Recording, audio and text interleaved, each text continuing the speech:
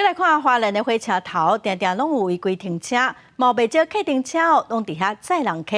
花莲的警方最近特设科技执法，按算过年特别来开始处理。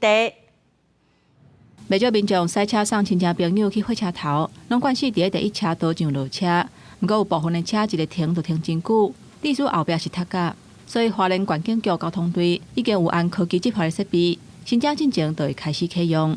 如果民众有上下乘客需要，请务必配合第一车道标志、车辆即停即离，以及红线、黄网线不要停车。处理的重点主要是伫红线，甲有违泊假啊这两区。车头头前的红线，敢若提供停咧就随离开；迄若违泊的假啊是禁止停车。不过民众认为讲，若是会当停车，就应该要画违线，而且休困时啊车变较侪的时阵，百面会踢到违泊假啊遐去，安尼都要吃罚单。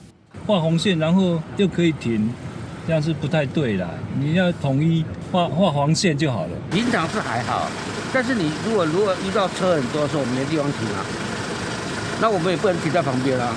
交通队表示，若要避免车踢到违泊的假啊遐去，驶车的人就应该要停较头前咧。另外，无论是伫咧车头头前的红线，也是违泊假的所在，拢有3分钟上落车的时间。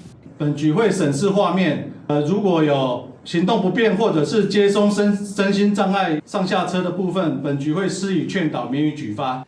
另外，还有部分的客运车伫咧车头头前违规救人客，科技执法嘛会加强处理。